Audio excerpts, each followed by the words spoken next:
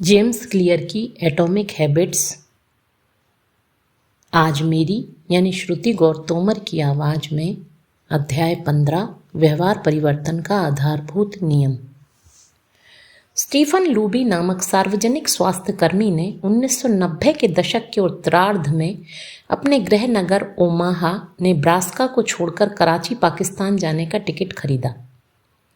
कराची संसार के सबसे ज़्यादा जनसंख्या वाले शहरों में से एक था।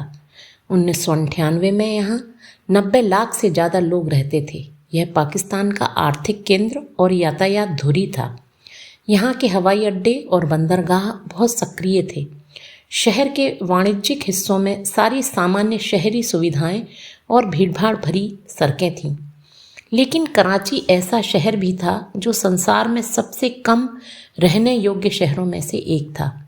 कराची के 60% से ज़्यादा निवासी अतिक्रमण वाली बस्तियों और झुग्गियों में रहते थे। बहुत घनत्व वाले इन इलाकों के मकान कामचलाऊ थे, जिन्हें पुराने तख्तों, लकड़ियों और रद्दी वस्तुओं से तैयार किया गया था। कोई सीवेज सिस्टम नहीं था, बिजली नहीं थी, स्वच्छ पेयजल की आपूर्ति नहीं थी। जब यहाँ की सड़कें सूखी होती थीं तो धूल और कचरे से भरी होती थी। जब सड़कें गीली होती थीं तो वहाँ गड्ढों में कीचड़ और सीवेज का पानी भरा होता था। इस ठहरे हुए पानी में मच्छरों के झुंड पनपते थे और बच्चे भी कचरे में खेलते थे। ऐसे अस्वच्छ परिवेश की वजह से बीमारियां फैलती थीं। प्रदूषित पानी के कारण डायरिया, उल्टी और पेट दर्द जैसे रोग आम थे। वहां रहने वाले लगभग 1/3 बच्चे कुपोषित थे। चूंकि बहुत कम जगह में बहुत सारे लोग रहते थे, इसलिए वायरस और बैक्टीरिया के संक्रमण तेजी से फैलते थे। इसी सार्वजनिक स्वास्थ्य संकट की वजह से स्टीफन लूबी पाकिस्तान आए थे।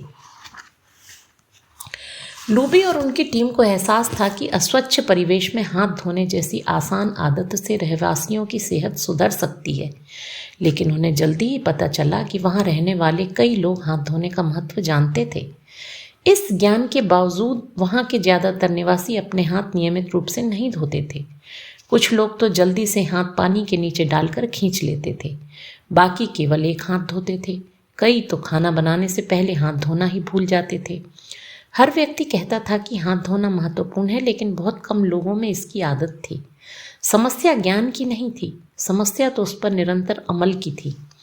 इस मोड़ पर लूबी और उनकी टीम ने प्रॉक्टर एंड गैम्बल के साथ साझेदारी करके उस इलाके में सेफगार्ड साबुन बांटा।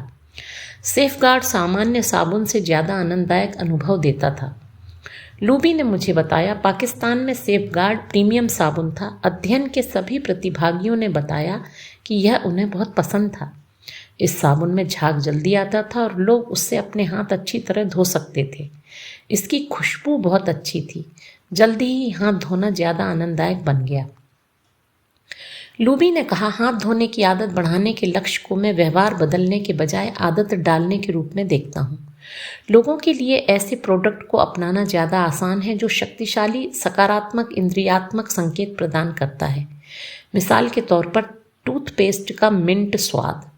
दूसरी तरफ आनंददायक इंद्रियात्मक फीडबैक प्रदान करने वाली आदत को अपनाना उतना आसान नहीं होता जैसे दांत फ्लॉस करना। प्रॉक्टर एंड गैम्बल की मार्केटिंग टीम ने हाथ धोने का सकारात्मक अनुभव उत्पन्न करने की बात की। कुछ ही महीनों में शोधकर्ताओं ने उस इलाके के बच्चों के स्वास्थ्य में महत्वपूर्ण सुधार देखा। डायरिया की दर 52% कम हो गई, निमोनिया 48% कम हो गया और बैक्टीरिया से होने वाले त्वचा संक्रमण इम्पेटिगो 35% कम हो गया। दीर्घकालीन परिणाम और भी बेहतर थे। लूबी ने मुझे बताया, हम 6 साल बाद कराची के कुछ घरों में दोबारा गए। हमारी स्टडी टीम ने देखा कि जिन घरों में पहले साबुन मुफ्त में दिए गए थे और हाथ धोने के लिए प्रोत्साहित किया गया था, उनमें से 95% घरों में साबुन और पानी वाला हैंड वॉशिंग स्टेशन था। यह आश्चर्यजनक था, क्योंकि हमने 5 साल से ज़्यादा समय से उन्हें साबुन नहीं बांटा था। लेकिन ट्रायल के तौर पर वे हाथ धोने के इतने आदी हो गए थे कि उन्होंने आदत को जारी रखा। यह व्यवहार परिवर्तन के चौथे और अंतिम नियम का आदर्श उदाहरण है कि इसे संतुष्टिदायक बनाएं। हमारे किसी व्यवहार को दोहराने की ज़्यादा संभावना तब होती है जब अनुभव संतुष्टिदायक हो। यह पूरी तरह तार्किक है। खुशी की भावनाएं, यहाँ तक कि छोटी छोटी खुशियाँ भी, जैसे अच्छी खुशबू और झाग वाले साबुन से अपने हाथ धोना, मस्तिष्क को संकेत देते हैं यह अच्छा महसूस होता है, इसे दोबारा अगली बार करो। खुशी आपके मस्तिष्क को बता देती है कि वह व्यवहार याद रखने और दोहराने लायक है। च्युइंगम की कहानी ही देख लें। च्युइंगम 18वीं सदी से ही बाजार में बिक रही थी, लेकिन 1891 में रिगली के आने तक यह विश्वव्यापी आदत नहीं बन पाई थी। शुरुआती संस्करण तुलनात्मक रूप से फीके थे, उन्हें चूसा तो जा सकता था लेकिन वे स्वादिष्ट नहीं थे। रिगली ने स्पीयरमिंट और जूसी फ्रूट जैसे स्वाद उतारकर च्युइंगम उद्योग में क्रांति कर दी, जिससे प्रोडक्ट का स्वाद बढ़ गया और उसका इस्तेमाल करना आनंददायक बन गया। फिर उन्होंने एक कदम आगे जाकर यह घोषणा भी की कि च्युइंगम से मुंह साफ भी रहता है। विज्ञापनों में पाठकों को बताया गया कि वे अपने स्वाद को तरोताजा कर लें। स्वादिष्ट जायके और तरोताजा मुंह के एहसास ने तुरंत पुष्टि प्रदान की और प्रोडक्ट को संतुष्टिदायक बनाया। इसकी बिक्री आसमान छूने लगी और रिगली संसार की सबसे बड़ी च्युइंगम कंपनी बन गई। टूथपेस्ट के मामले में भी यही देखने में आता है। जब निर्माताओं ने स्पीयरमिंट, पेपरमिंट और दालचीनी जैसे स्वाद उतारे तो उन्हें भारी सफलता मिली।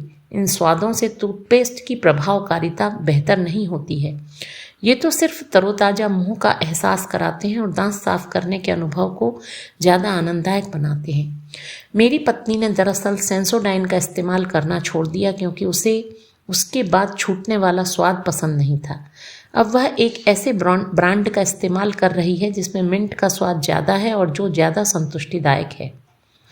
इसके विपरीत यदि कोई अनुभव संतुष्टिदायक नहीं है तो हमारे पास इसे दोहराने का कोई कारण ही नहीं होता।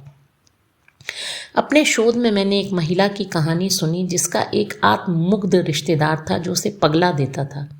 इस अहंकारी और आत्ममुग्ध इंसान से दूरी बनाने के लिए उसने एक युक्ति का इस्तेमाल किया। जब भी वह उस अहंकारी व्यक्ति के साथ होती थी तो यथासंभव नीरस और बोरिंग व्यवहार करने लगती थी। कुछ मुलाकातों के बाद वह रिश्तेदार उससे बचने लगा क्योंकि वह उसे नीरस लगने लगी थी। इस तरह की कहानियाँ व्यवहार परिवर्तन के आधारभूत नियम का प्रमाण है। जिस व्यवहार को पुरस्कार दिया जाता है उसे दोहराया जाता है, जिस व्यवहार को दंड दिया जाता है उससे बचा जाता है। भविष्य में क्या करना है यह आप इस आधार पर सीखते हैं कि अतीत में कौन सी चीज़ करने पर आपको दंड और पुरस्कार दिया गया था। सकारात्मक भावनाएं आदतों को पोषण देती हैं, नकारात्मक भावनाएं उन्हें नष्ट करती हैं। व्यवहार परिवर्तन के पहले 3 नियम, इसे स्पष्ट करें, इसे आकर्षक बनाएं और इसे आसान बनाएं, इस संभावना को बढ़ाते हैं कि हम कोई व्यवहार इस बार करेंगे। व्यवहार परिवर्तन का चौथा नियम, इसे संतुष्टिदायक बनाएं, किसी व्यवहार के अगली बार दोहराए जाने की संभावना को बढ़ाता है। इससे आदत का चक्र पूरा हो जाता है। लेकिन एक पैंच है, हम किसी भी तरह की संतुष्टि की तलाश नहीं कर रहे हैं, हम तो त्वरित संतुष्टि की तलाश कर रहे हैं।